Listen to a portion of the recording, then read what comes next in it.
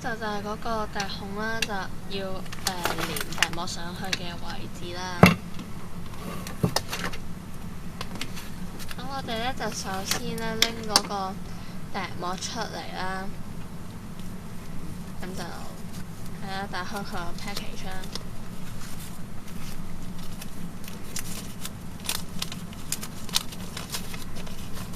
跟住咧，佢本身係一條都幾長嘅笛膜嚟嘅，咁你咧就要用隻手去搣開一橛啦，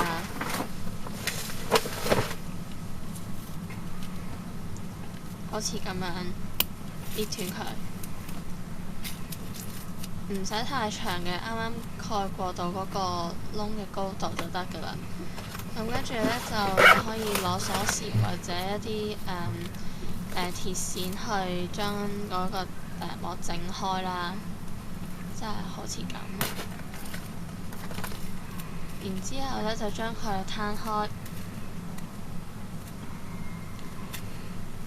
咁咧就會變咗咁啦。咁你會見到咧嗰啲紋理咧，如果咁樣攤直嗰陣咧係垂直嘅紋理。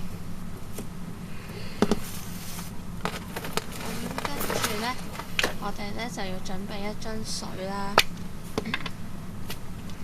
咁點用咧？就係噴落去嗰個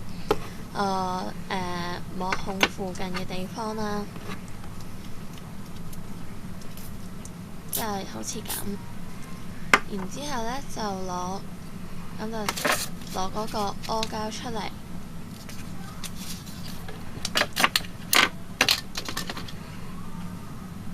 然之後就塗上去，塗嗰個笛膜嗰個笛孔位啦。咁就要記住唔可以就咁用阿膠擦啦，因為阿膠係要有水先至會有黏性嘅。咁我哋咧就整完之後咧，就用手指整翻乾淨嗰個窿位啦，以免有水喺裡面。然之後咧就拎起嗰個笛膜啦，跟住佢垂直嘅紋要跟翻我支笛嘅垂直紋理去連啦。